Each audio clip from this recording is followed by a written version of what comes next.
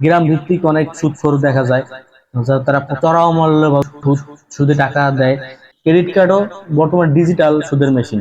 এই যে বিদেশে পাচার করার যে ব্যবস্থা, এইটা সরকার তো বন্ধ করতে পারতেছে না, এই কারণে সরকার দায়ী। বাংলাদেশের জনসংখ্যার 4 ভাগের 1 ভাগ মানুষই ঋণ করে আসলে এই মৌলিক চাহিদা মিটায়। আমাদের যে পরিমাণে মাথাপিছু ঋণে আমরা আছি, এই যে সুদের নামে যে মরণ ফাঁদ। আসসালামু আলাইকুম, প্রিয় দর্শক, কেমন আছেন? আশা করি আপনারা সবাই ভালো আছেন। তো আজকে আলোচনা করব, আমরা সুদ নিয়ে অনেকগুলো এপিসোড করেছি, কিন্তু সুদের যে কি প্রভাব, এটা বলছিলাম সুদের কারণে যে দুর্নীতি। আজকে আলোচনা করব যে ক্ষুদ্র যে সুদগুলো আছে, ক্ষুদ্র ঋণ বলেন, ক্ষুদ্র সুদ এবং দুর্নীতি, আসলে যে আমাদের ভিতরে যে একটা মরণ ফাঁদ, এই যে সুদের নামে যে মরণ ফাঁদ, এটা নিয়ে আমরা আলোচনা করব। দেখেন যে সুদের মাধ্যমে কি পরিমাণ আমাদের জন্য মরণ ফাঁদ তৈরি হয়, এবং এই সুদের কারণে অনেক মানুষ মৃত্যু এবং সুইসাইডের মতন ঘটনাও আছে। তো আজকে আমরা আলোচনা করব আসলে এই সুদ ভিত্তিক যে সমাজ ব্যবস্থার কারণে আসলে কি পরিস্থিতিতে আসলে আমি আপনি এবং আমাদের মাথাপিছু আয় বা মাথাপিছু আয় নিয়ে আজকে আলোচনা না করলেও মাথাপিছু যে ঋণের বোঝা, সেটা বলবো যে মাথাপিছু এখন আমাদের কি পরিমাণে ঋণ আছি, সেটা নিয়ে আলোচনা করব। সাথে থাকেন। আর যারা এখনো আমার ইউটিউব চ্যানেলটাকে সাবস্ক্রাইব করেন না, অবশ্যই চ্যানেলটাকে সাবস্ক্রাইব করে দিবেন। যারা ফেসবুকে আছেন তারা অবশ্যই পেজটাকে ফলো দিয়ে রাখবেন। কথা বাড়াবো না, চলে যাব। দেখেন, এই মুহূর্তে আপনি আমি আমাদের যে পরিমাণে মাথাপিছু ঋণে আমরা আছি, ভাবতে পারেন যে কিসের ঋণ, আমি তো আর লোন নেই, আমি তো কোথা থেকে কারো কাছ থেকে সুদে টাকা নেই, আমি কোনো ব্যাংক থেকে ঋণ নেই, তাহলে আমার মাথা পিছু কিসের ঋণ থাকবে? অবশ্যই এটা যারা জানেন, সবাই এখন মোটামুটি অবগত যে আসলে আমরা কিভাবে আমাদের মাথাপিছু ঋণ অথবা মাথাপিছু আয় রাষ্ট্রীয়ভাবে হয়ে থাকে। তো তো আমি যেটা বলতে চাচ্ছি সেটা হলো গিয়ে, আমি আপনি ঋণ না নিলেও সরকার যে আমাদের বিভিন্ন প্রজেক্টের জন্য ব্যাংক বাহিরে বিভিন্ন রাষ্ট্র থেকে যে সুদের মাধ্যমে টাকা আনে, সেই টাকা আসলে আমাদের জনগণের মাথার পারেই আসলে সুদটা বর্তায়, আমরাই দেই বিভিন্ন ভ্যাট ট্যাক্সের মাধ্যমে। এগুলা নিয়ে আমি আস্তে আস্তে আগাচ্ছি সামনে, আপনারা সাথেই থাকেন। তো এই যে সুদ ব্যবস্থার কারণে আপনার আমার যে মাথাপিছু আয়, সেটা তো নাই। মাথাপিছু যে পরিমাণ ঋণ, সেটা শুনলেও আপনি ভাববেন কিভাবে সম্ভব। কিছুদিন আগে একটা বেসরকারি একটা পত্রিকায় আমরা দেখেছি, কালের কণ্ঠ আপনারা দেখতে পারেন কিছুদিন আগে, সেখানে এখন আপনার আমার মাথাপিছু ঋণের বোঝা 1,50,000 টাকা, যা আরো 3 বছর আগে ছিল 1 লক্ষ টাকার মতন। কিন্তু এই 3 বছরের ভিতর 1.5 লক্ষ টাকা, 1.5 লক্ষ মানে 1,50,000 টাকা আপনার আমার মাথাপিছু ঋণের বোঝা। এইগুলার সুদ কত হইতে পারে? 10% হারে আপনি ভেবে দেখেন, আপনারা বের করতে পারবেন যে কি পরিমাণ সুদ আপনার আমার দিতে হচ্ছে। সেটা আপনি আমি কিভাবে দেই, সেটা সামনের দিকে আগাচ্ছি। আপনার ঋণের বোঝা, আমার ঋণের বোঝার যে সুদ, এটা কিন্তু আমরা দেই বিভিন্ন ধরনের। আপনারা দেখেন অনেক ধরনের পণ্যের ভ্যাট বেড়ে গেছে, কল রেটের ভ্যাট বেড়ে গেছে, এই যে ট্যাক্সের পরিমাণ বেড়ে গেছে, এই যে ট্যাক্স, ভ্যাট ট্যাক্স, এগুলোই আসলে আমাদের যে মাথাপিছু যে ঋণ, এগুলো দেওয়া হয়। এগুলো আপনারা অনেকে জানেন, তারপর আমি আপনাদেরকে বললাম আর কি। তো এই যে বর্তমান যে অবস্থা, এই যে ঋণের যে অবস্থা, এই ঋণ আসলে যে কত এখন আপনার আমার যে খাবার দাবার, আমাদের যে 5টা মৌলিক চাহিদা আছে, এই মৌলিক চাহিদা অনেকে আসলে আমরা জোগাড় করতে পারি না। কারণ আপনার আমার কাজের পরিমাণ বা আমাদের দৈনিক যে আয়ের পরিমাণ, সেই আয়ের পরিমাণ থেকে আমাদের যে সামান্যতম খাবার, বস্ত্র, এগুলো আমরা জোগাড় করতে পারি না। এইগুলোর জন্য আমাদের ঋণ হইতে হয়। তো একটা জরিপে দেখা গেছে যে বাংলাদেশের জনসংখ্যার 4 ভাগের 1 ভাগ মানুষই ঋণ করে আসলে এই মৌলিক চাহিদা মিটায়, বিভিন্ন ধরনের ঋণ করে আহ, এইভাবে আসলে তাদের মৌলিক চাহিদা মিটাইতে হইতেছে। তাহলে বুঝতেছেন কি পরিমাণে আসলে আমাদের অবনতি। আমাদের হাতে যদি কারো কাছে টাকার মান এত পরিমাণে কমতেছে, আমি এই বিষয়ে আলোচনা করছি টাকা নিয়ে। আপনারা যদি কেউ না দেখে থাকেন, এই ভিডিওটা যদি ভালোভাবে বুঝতে চান, তাহলে পিছনের ভিডিওগুলো আপনাদের অবশ্যই দেখতে হবে। আমি আই ভিডিও বাটনে কিছু ভিডিও দিয়ে দেবো। আপনার পিছনের টাকা সম্পর্কে ভিডিওগুলো যাই না আসলে, এই ভিডিওগুলো আমাদের কাছে ইজি হবে বুঝার জন্য। তো এই যে টাকার মান কমার বিষয়ে আমি আলোচনা করছি, এই যে টাকার মান কমার কারণে আপনি দৈনিক যে আয় করেন, এই আয়ের সাথে আপনার মৌলিক চাহিদা মিটাইতে পারতেছে না, যার কারণে এই সমস্যাটা হইতেছে। তারপর এই যে এইটার পিছনে কিন্তু সরকার, মোটা অঙ্কের সরকারও কিন্তু তেমন দায়ী না, আর আপনি আমি তো দায়ী না, সরকারও এই বিষয়ে আসলে দায়ী না, মানে ওইভাবে দায়ী না।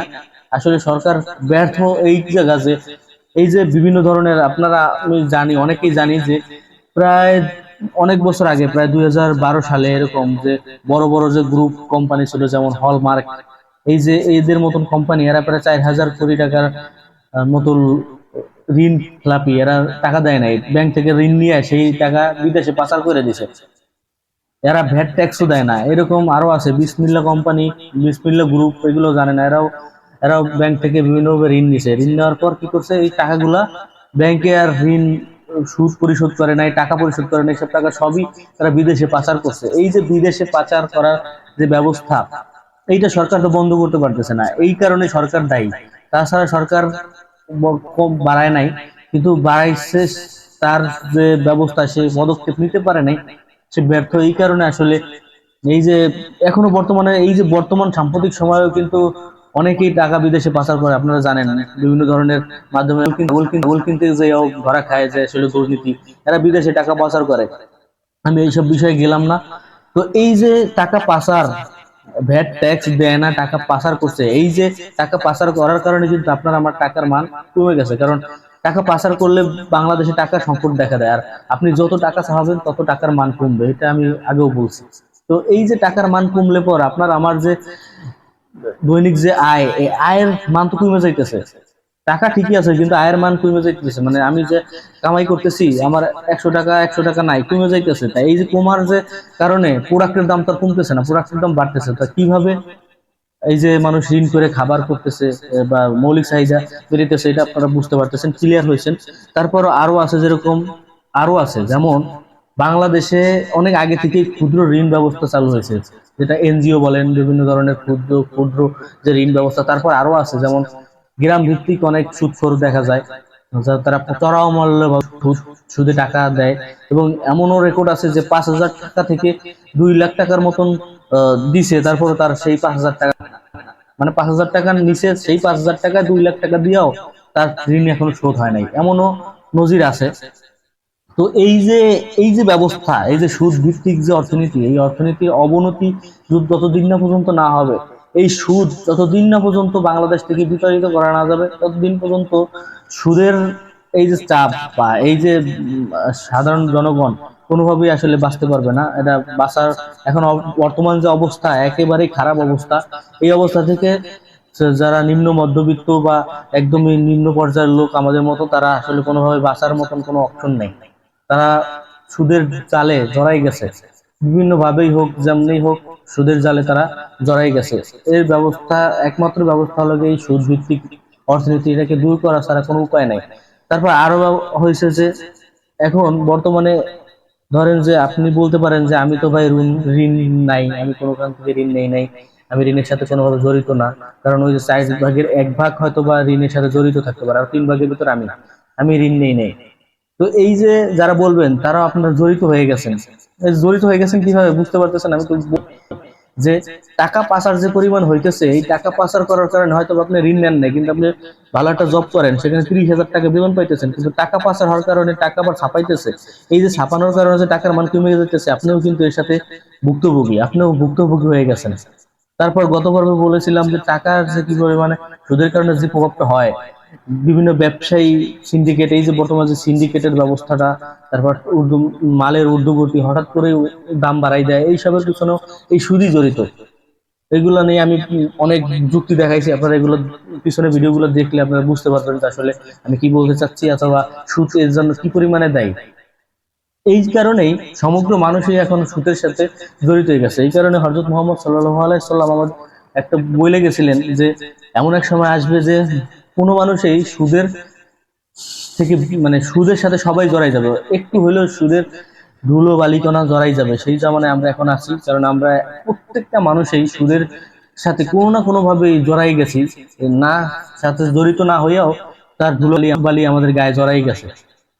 সেই জামানায় আমরা এখন আছি, কিয়ামত খুবই সন্নিকটে, আমরা এটা বুঝতে পারতেছি। তারপর আরো অনেক লোক আছে যারা আসলে বিলাসিতা করার কারণে আরো অবনতি হচ্ছে। যেমন অনেকে আছে সমাজে খুব উচ্চবিত্ত দেখানোর কারণে যে তার একটা গাড়ি দরকার, তার একটা বাড়ি দরকার, সে ঘুরতে যাবে, সে উম, মানে আইফোন কিনবে, মানে তার বিলাসিতার কারণে এখন তার কাছে টাকা নেই। টাকা খরচ করতে হবে না, তো ব্যাংক এমন সুদ ব্যবস্থা তৈরি করছে যেটা লাগে ক্রেডিট কার্ড। আপনারা জানেন ক্রেডিট কার্ড থেকে আপনি খরচ করলে পর আপনার নিজের পকেট থেকে টাকা যাবে না, যাবে ব্যাংক থেকে, খরচ করবেন পরে ব্যাংকে আপনি সুদে আসলে দিবেন। মানে আপনি ক্রেডিট কার্ড, আপনাকে দেওয়া হয়েছে একটা কার্ড, ক্রেডিট কার্ড, এটাও সুদের একটা মেশিন। ক্রেডিট কার্ডও বর্তমান ডিজিটাল সুদের মেশিন। তো এই যে এই মেশিনটা হলো কি, আপনার টাকা ব্যাংকে থাকার দরকার নেই, আপনার নিজের পকেট থেকে টাকা খরচ হবে না। আপনি শুধুমাত্র যাবেন, আপনি home loan, bank loan, student loan, আপনার যা খুশি তাই করবেন, ব্যাংক থেকে দিয়ে দেওয়া হবে, পরবর্তীতে আপনি সুদে আসলে দিবেন। আর তাও যখনই না দিতে পারবেন তখনই নেওয়া হবে আপনার বিরুদ্ধে কঠোর ব্যবস্থা। তো বুঝতে পারতেছেন, এই আর একটা হয়েছে বর্তমান ডিজিটাল সুদের ব্যবস্থা। তো এই সব থেকে বের হইতে হলে আমাদের অবশ্যই, আমি আগেও বলছি, সব আপনার এখন বর্তমান আপনার আমার নিম্ন মধ্যবিত্ত মানুষের যে অবস্থা, এর পিছনে সম্পূর্ণ দায়ী সুদ। এই সুদ যদি আপনি আমি এর এর প্রতি যদি আপনার রুখে না দাঁড়ান, ভবিষ্যতে যে আরো কি পরিমাণে বিপর্যয় হবে আমাদের আপনাদের, যে কি পরিমাণ খারাপ দিকে আমরা যাচ্ছি, এটা আসলে বোঝা আপনারা এখনো বুঝতে পারতেছি না।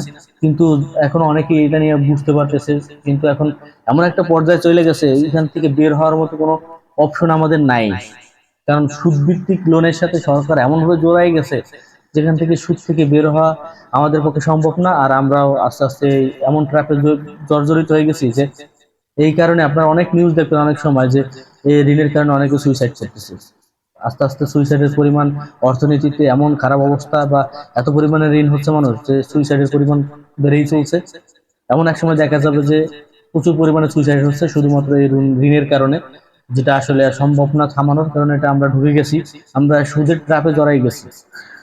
তো যার যার সবাই যদি এখনো সচেতন হওয়া যায়, হয়তো বা কিছু একটা রুখানো, কিছু একটা কমানো যাবে, হয়তোবা বের হয়ে আসা যাবে যদি সবাই চেষ্টা করে, তাইলে হয়তোবা সম্ভব। তো আজকে এই পর্যন্তই, সবাই বুঝতে পারতেছেন আসলে আমি কি বলতে চাচ্ছি।